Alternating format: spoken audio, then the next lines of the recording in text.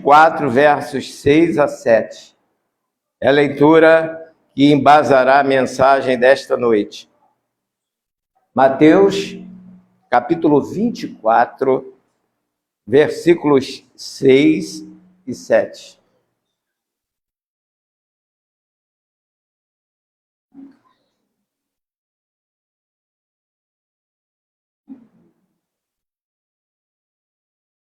A palavra de Deus diz o seguinte: e ouvireis de guerras e de rumores de guerras, olhai, não vos assusteis, que é mister tudo isto aconteça, mas ainda não é o fim, porquanto se levantará nação contra nação, reino contra reino, haverá fomes e pestes e terremotos em vários lugares.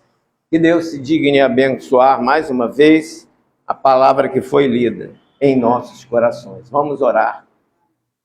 Mais uma vez te buscamos, ó Deus, pedindo todas as orientações para que sejamos fiéis na entrega da tua palavra. Abençoa cada coração que está aqui presente e aqueles que estão nos acompanhando pelas redes sociais possam ser edificados e possam ser informados a respeito, Deus, do plano da salvação. Que se curvem diante do apelo que o Senhor fará através do Espírito Santo. Oramos e agradecemos em nome de Jesus. Amém. Podeis assentar, irmãos. E ouvireis de guerras. Tem sido a tônica das reportagens e noticiários, não só através da televisão, como das redes sociais, os rumores de guerras. E haverá fomes e terremotos e pestes em vários lugares. Irmãos, toda guerra produz perdas irreparáveis, assim como terremotos e outras calamidades. Guerra não traz benefício para ninguém, além de desabrigo, escassez de alimentos, doenças e mortes. Cidades e até países são devastados por poderosos mísseis e até bombas nucleares. A guerra normalmente ocorre pela cobiça, inveja, ambição e vaidades humanas, conforme se lê em Tiago, capítulo 4, versos de 1 a 2. Para sintetizar, pela maldade humana. E o terremoto, nós podemos dizer que ele aparece como juízo de Deus, em consequência também da maldade dos homens. Em ambos os casos, a maldade dos homens traz sérias consequências para ele próprio. João narra em Apocalipse, capítulo 6, este cenário de guerra. Foi a visão que ele teve da história da humanidade. No capítulo 6, nós vemos a descrição de Jesus abrindo os selos que estavam cerrados. Os 4 primeiros selos vão ser alvo da nossa atenção especial nesse momento. Eles são abertos. O primeiro, com a presença de um cavalo branco, que significa vitória de uma nação sobre a outra. O segundo cavalo, o vermelho, representa a guerra, o meio pelo qual se conquista a vitória. Era comum, naquele tempo antigo, nações invadirem outras, povos conquistarem outros povos, e depois eles apregoavam aquela vitória, proclamavam a vitória, sentados em cavalos brancos e eram aplaudidos por aquela conquista. E aqui João, usando uma linguagem que o povo da época entenderia, ele faz menção do cavalo branco como a vitória e do cavalo vermelho como sendo a guerra para se conquistar tal vitória. Assim, nós temos esse cavalo vermelho, tinha a incumbência de tirar a paz do mundo e foi-lhe dada uma espada para que tirasse a paz da terra e matassem uns aos outros. Não resta dúvida que isso acontece através de guerras. O terceiro cavalo, fome, miséria, doença. É o que acontece depois da guerra.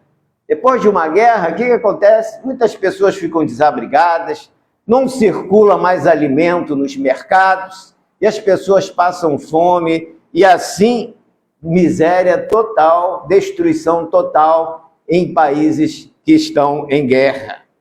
Quarto selo, o cavalo amarelo. Esse cavalo amarelo tinha o nome de morte. Então, através da conquista vem a guerra, e por conta da guerra vem a fome, a escassez de alimento, e as pessoas sem abrigo, passando muitas necessidades. E também por conta dessa guerra vem o quê? As doenças. Porque a pessoa não se alimenta bem, o ar mais contaminado do que nunca, aí vem as enfermidades gerando o quê? A morte. Foi isso que João viu naquele cenário de Apocalipse, capítulo 6, que é uma realidade que podemos contemplar na época presente. Jesus, se dirigindo a João na ilha de Patmos, disse o seguinte: eu tenho as chaves da morte e tenho a chave do inferno. Apocalipse, capítulo 1, versículo 18. Qualquer vírus, bactéria ou catástrofe natural são meros instrumentos nas mãos de Deus para provocar dores e até mortes. A reação de pavor presente na maioria das pessoas em face de epidemias e tragédias humanas é até compreensível por tratar-se de ímpios que não conhecem a Bíblia nem o Deus da Bíblia. Mas o crente se descontrolar ante as adversidades desta vida é bastante preocupante. Das duas, uma. Ou ele não conhece e não lê a Bíblia, ou desconhece as promessas de Deus esculpidas nas letras sagradas. Ou ainda poderíamos dizer, não tomar conhecimento delas. Deus, ao longo da história, tem derramado o cálice da sua ira contra o povo rebelde, renitente, que insiste em pecar, e tem usado até pragas para tentar recuperar essa gente, para que abandonem o pecado e se voltem para ele. Mas o que causa mais espécie é o fato de existir pastores que ficam apavorados quando se veem ameaçados por algum mal, oriundo de pestes ou qualquer tipo de guerra ou violência urbana. Jesus diz que os verdadeiros crentes não são deste mundo. A propósito desta mensagem, falar sobre doenças e mortes, ambas oriundas de guerras e terremotos, acompanhando as notícias nos tempos atuais, nos resta claro que as profecias de Jesus quanto ao fim dos tempos estão se cumprindo. Hoje é comum tremores de terra em várias partes do mundo, com muito mais frequência e em escalas bem mais acima da média.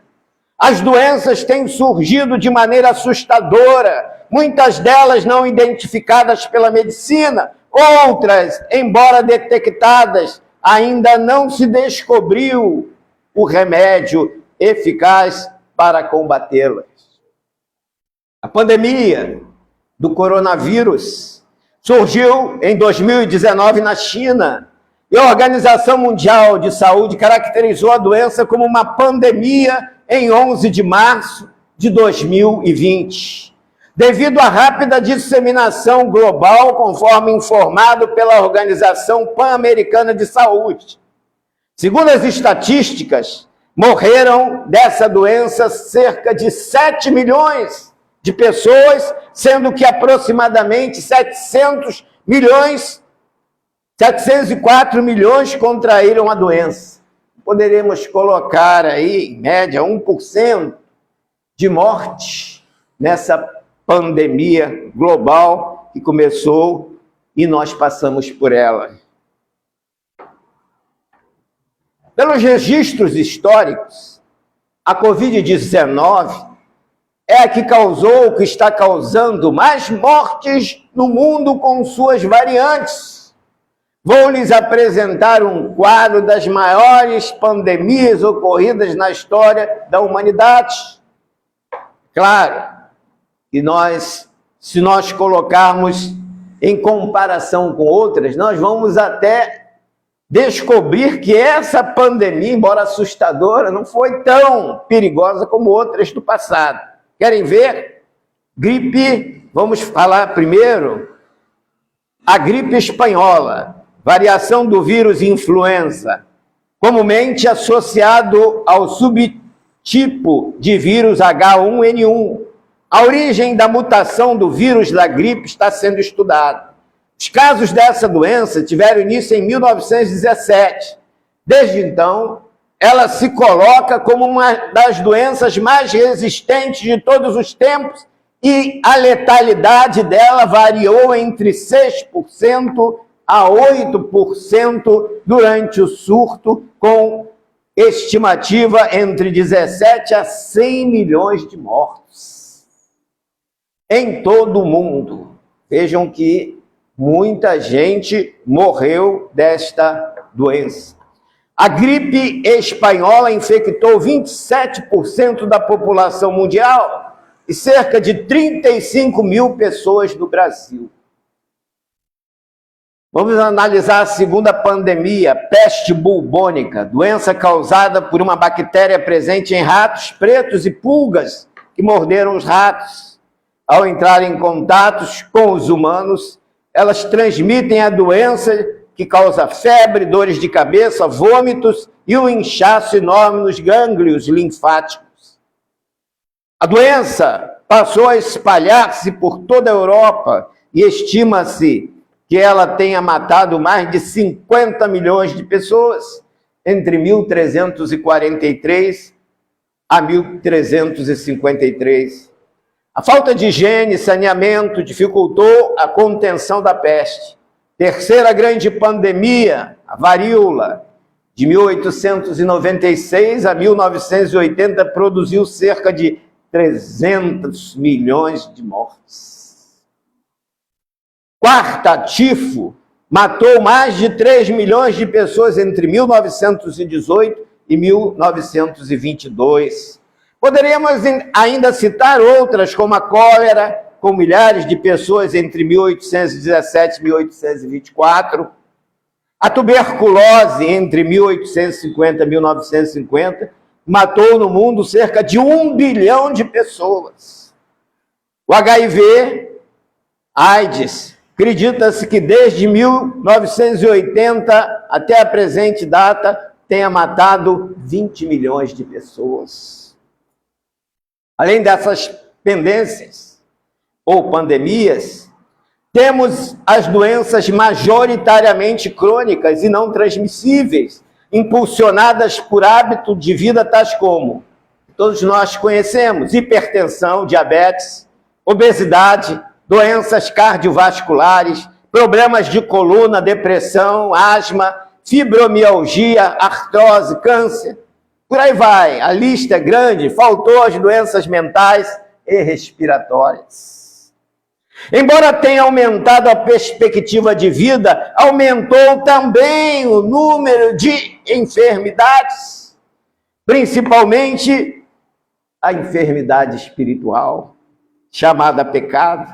Mas a Bíblia diz, onde abundou o pecado, superabundou a graça.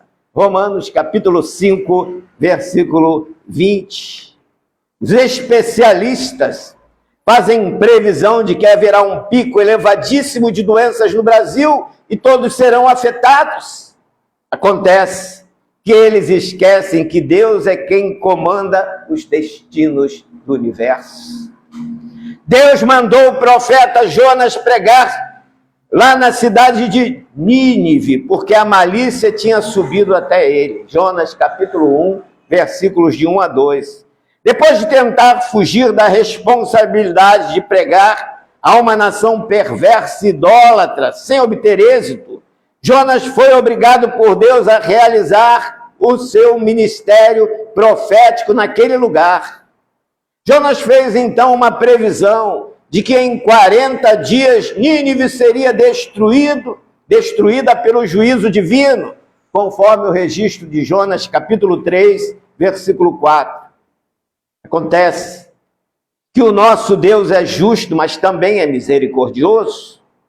O profeta Jeremias diz que as misericórdias de Deus são a causa de não sermos consumidos, porque as suas misericórdias não têm fim. Lamentações, capítulo 3, versículo 22. Jonas, como humano, imaginou em 40 dias aquela cidade seria dizimada. Mas a misericórdia alcançou o coração de Deus e Deus perdoou aquele povo. Portanto, nós não podemos afirmar previsões que se concretizarão. Por quê? Porque a última palavra quem dá é o nosso Deus.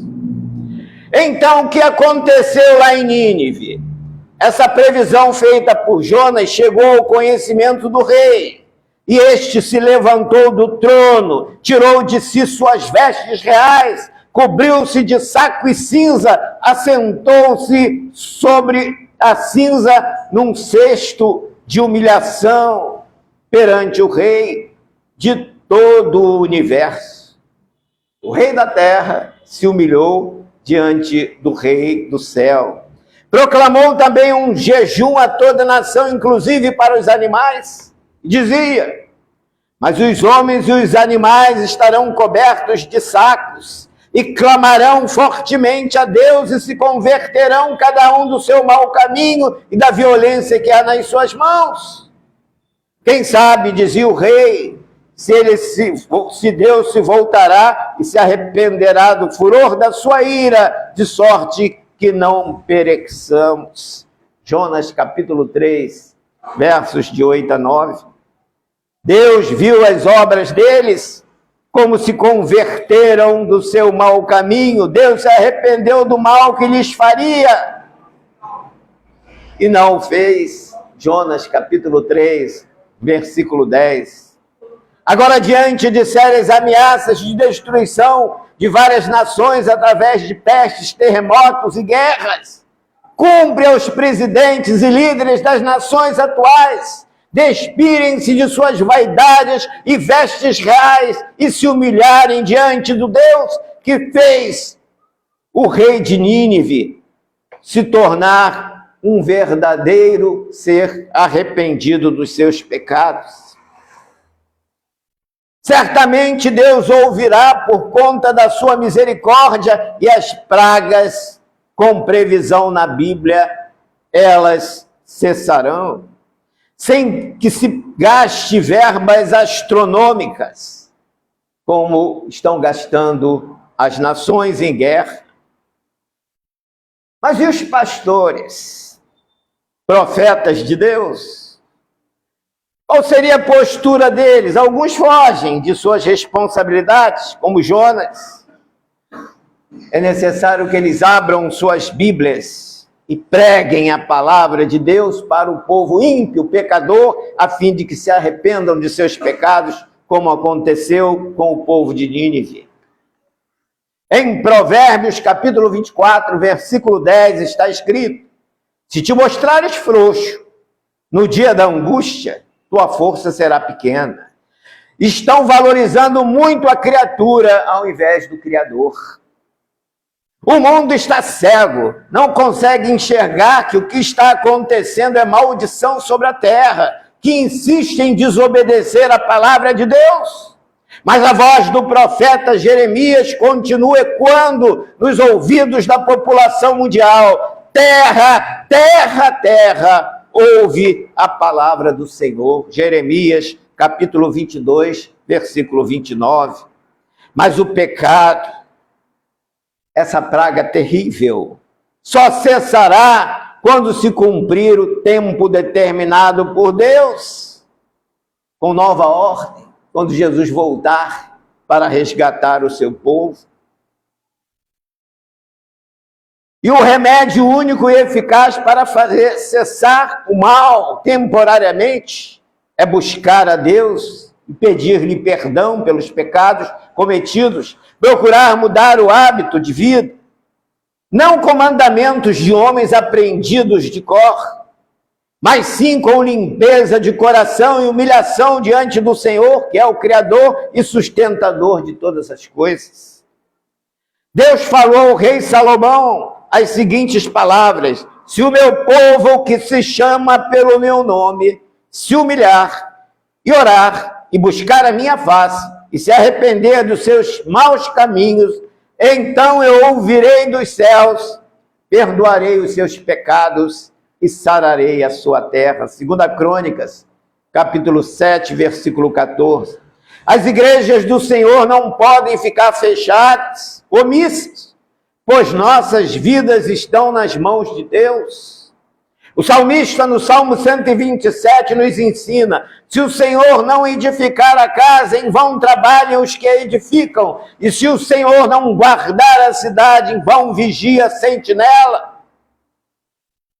Infelizmente, as autoridades governamentais estão combatendo os efeitos e não a causa, as causas.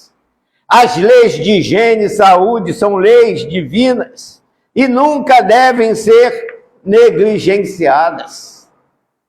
Mas quando a Deus, mas quanta devastação é provocada por juízo divino, as ações humanas, elas se tornam ineficazes, inoperantes. Observando na Bíblia os juízos de Deus sobre a impiedade dos homens na terra, percebemos que a mortandade foi assustadora, principalmente para os tempos que elas ocorreram. Por exemplo, 2 cidades inteiras destruídas com fogo por conta do pecado. Me refiro a Sodoma e Gomorra. Morreram todos, registrados em Gênesis capítulo 19. Por conta da idolatria e prostituição, pereceram no deserto, num só dia, 23 mil pessoas, conforme Paulo narra em 1 Coríntios, capítulo 10, versículo 8. Na terra de Edom, o povo de Israel, a caminho do Mar Vermelho, murmurou contra Deus. O Senhor mandou serpentes ardentes que atacaram o povo, morrendo muita gente em Israel. Números, capítulo 21, versos 4 a 9. Por se prostituir com as filhas dos moabitas, morreram 24 mil, Números capítulo 25, versos de 1 a 9. O capítulo 24 do segundo livro de Samuel registra que por conta da desobediência de um só homem, Deus enviou uma peste sobre Israel, morreram 70 mil pessoas. É oportuno lembrar que todas as pragas ocorridas contra o povo de Deus no passado só cessavam ou só cessaram quando Israel se quebrantou e suplicou as misericórdias de Deus. O mundo de hoje parece estar sob o juízo de Deus, com diversas catástrofes atingindo a humanidade. Muitos crentes abandonando as igrejas. Jesus falou o seguinte: a minha casa é a casa de oração. Lucas capítulo 19, versos 46. Mas tem crente que foge da reunião de oração como o diabo foge da cruz. Muitas igrejas fecharam definitivamente após a pandemia. Outras estão fechando porque os crentes estão com medo de sair às ruas e serem assaltados. Há ainda os que deixaram de acreditar em Deus, porque passaram por tribulações. Estamos vivendo o tempo da apostasia. E a Bíblia diz: quando Jesus voltar, encontrará fé nas igrejas, na terra. Homens perversos e obstinados desafiam a Deus, insistem em viver pecando, perseguindo a igreja de Cristo. É nessa hora que o povo de Deus precisa provar a sua fé. Afinal, não somos sal da terra e luz do mundo? Onde está nossa fé? Nós que repetimos: se Deus é por nós, quem será contra nós? Onde está nossa vitória se somos derrotados pelo medo ou por alguma ameaça?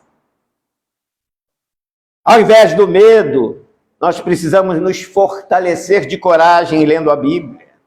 Veja quantos livramentos o Senhor deu ao seu povo. Não foram poucos, não, foram muitos.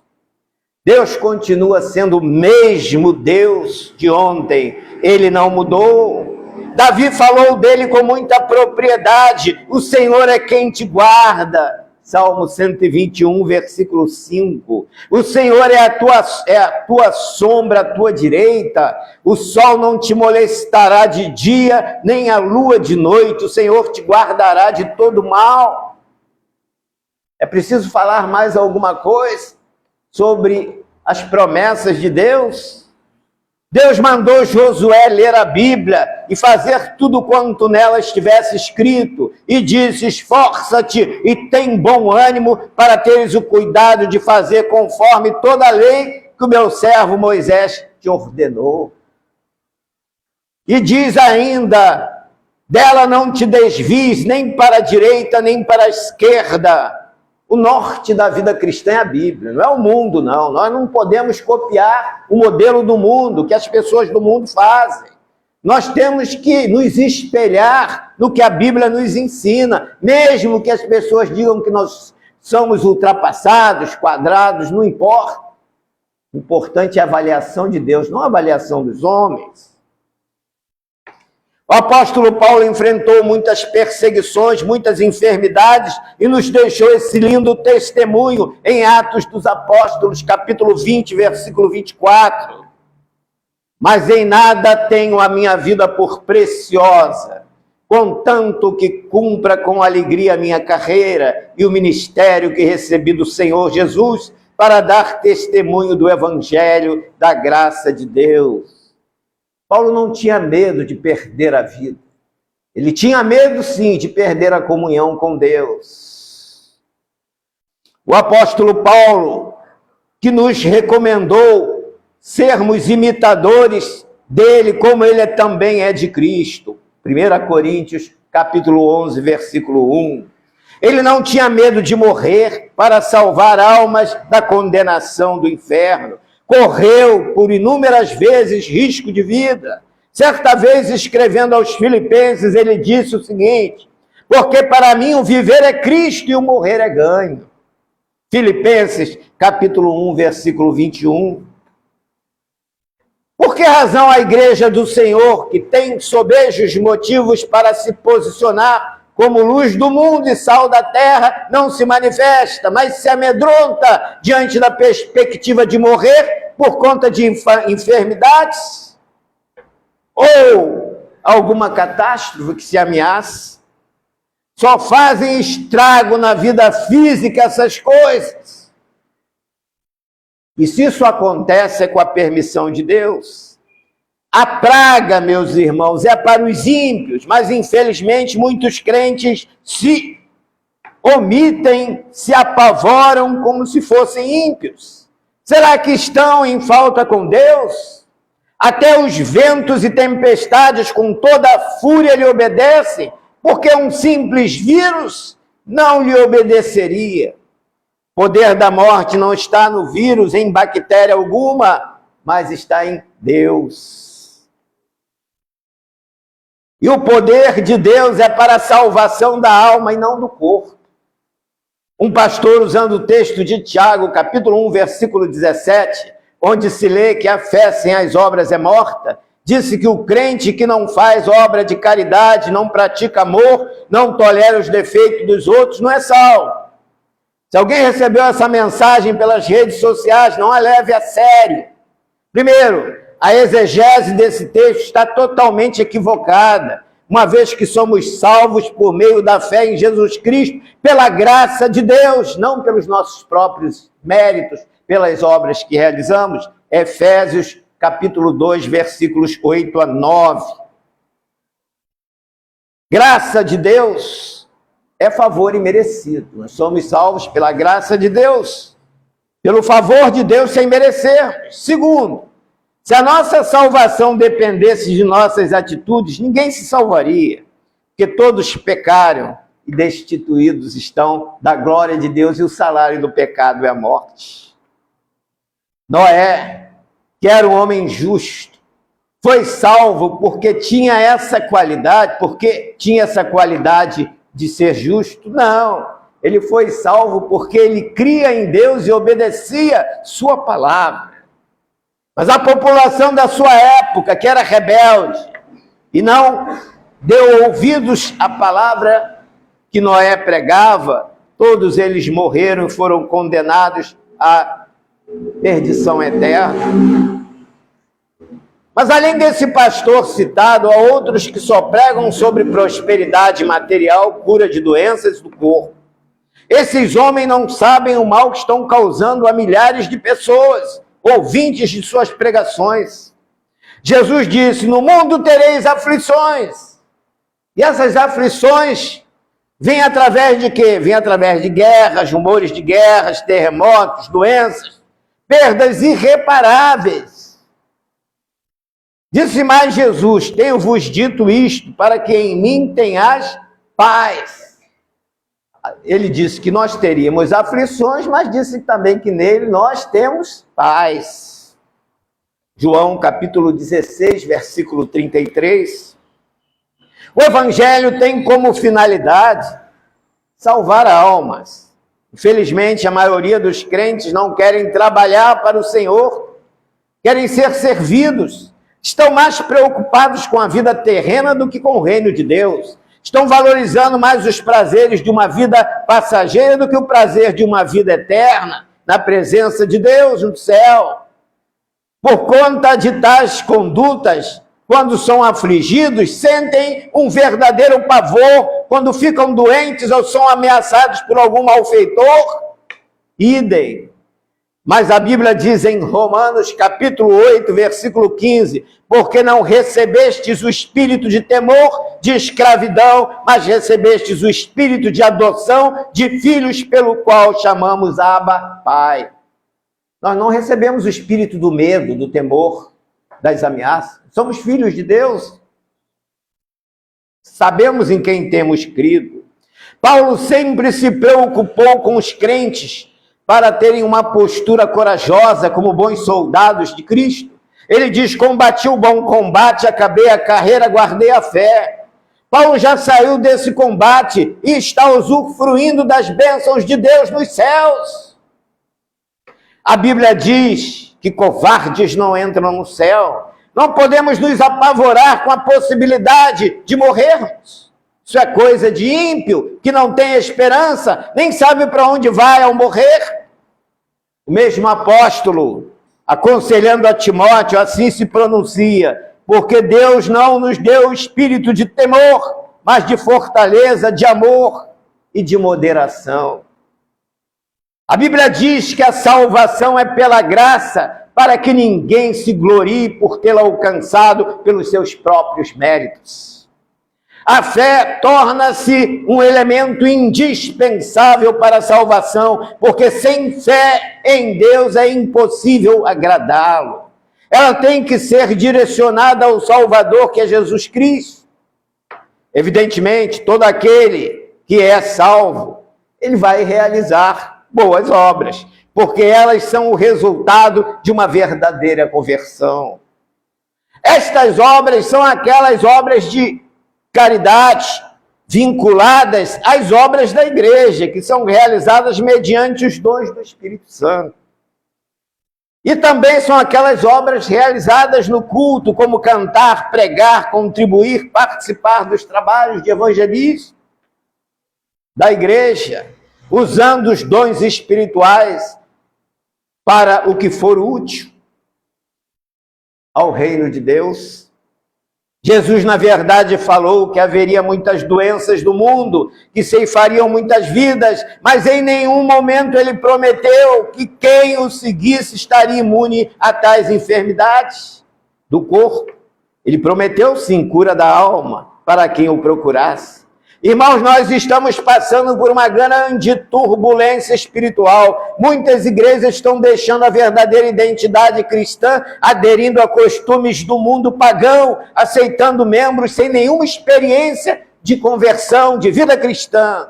Outros fazem da casa de Deus um verdadeiro comércio, vendendo promessas que Deus nunca fez. ao seu povo. Pedro, em sua primeira carta, faz o seguinte apelo: amados, peço-vos como a peregrinos que vos abstenhais das concupiscências carnais que combatem contra a alma. 1 Pedro, capítulo 2, versículo 11. Somos peregrinos aqui neste mundo. O apóstolo Paulo nos eleva à condição de embaixadores de Cristo. Somos embaixadores da parte de Cristo. 2 Coríntios, capítulo 5, versículo 20. Na carta aos Filipenses, o apóstolo afirma que somos cidadãos dos céus e para aquele lugar nós iremos. Filipenses, capítulo 3, versículo 20. Mas para irmos para o céu temos que morrer, certo?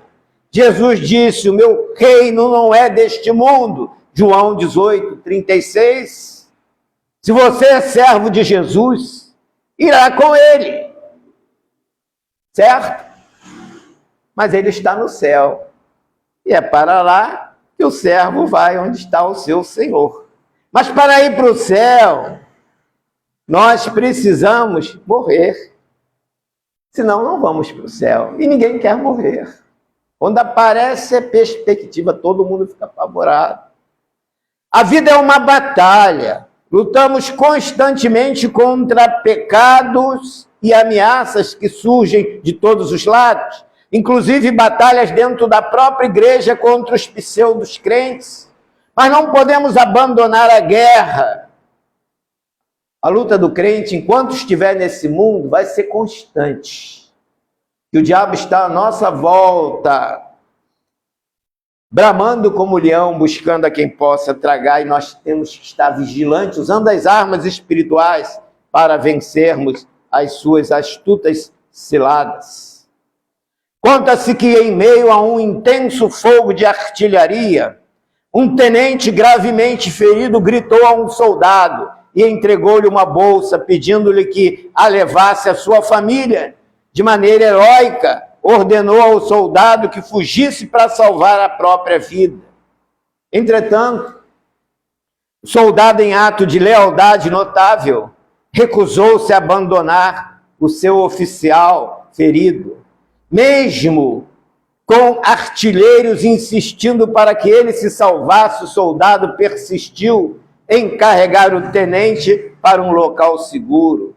Enquanto isso, ao longe, o som do motor de um carro, do carro do rei, indicava que ele se retirava do campo de batalha. O jovem soldado esforçava-se para proteger o corpo do oficial, mas infelizmente, diante dos ferimentos, o tenente acabou morrendo. Em um momento de amargura, o soldado lamentou: até o rei fugiu da batalha. No entanto, nesse instante de desespero, uma mão firme tocou o ombro do soldado. Surpreso, ele voltou-se e reconheceu o rei, que o confortou com palavras solidárias. Meu caro rapaz, o carro do rei se foi, mas o rei está aqui contigo. A partir desse momento, permaneceram juntos até o final do dia, compartilhando não apenas o peso da batalha, mas também a camaradagem que transcendeu as barreiras hierárquicas em meio àquela adversidade. A exemplo do rei, Jesus, que é rei dos reis, nos promete: eis que eu estou convosco todos os dias até a consumação dos séculos. Mateus capítulo 28, versículo 20. Ele manda pregar o evangelho a toda criatura, batizando-a em nome do Pai, do Filho e do Espírito Santo. A Bíblia diz em Provérbios capítulo 29, versículo 25, que o receio do homem armará laços para ele mesmo, mas quem confia no Senhor será posto em alto retiro. Jairo, que era chefe da sinagoga nos tempos de Jesus, recebeu a triste notícia de que sua filha havia morrido. Haveria alguma coisa pior do que essa para acontecer na vida de Jairo? A morte de uma filha que quem tanto amava. Mas Jesus lhe disse: não temas, Jairo, crê somente. Marcos capítulo 5, versículo 36. Seja o momento que for que estivermos passando, vamos repetir essas palavras de Jesus. Não temas, crê somente. Jairo creu nas palavras de Jesus e a sua filha foi recuperada. Deus tem poder para modificar qualquer situação em nossa vida. O medo, o pavor, vai atrapalhar muito a nossa comunhão com Deus e vai atrair para nós a dúvida. Quando a dúvida entra no nosso coração, estamos prestes a esquecer todas as promessas que Deus nos fez. Então, o apelo desta noite, em meio a futuros sombrios que nos aguardam, é que tenhamos no coração sempre essa palavra de crermos sempre nas promessas de Deus, sem temer. Que Ele assim nos abençoe. Amém. Vamos cantar o hino 454.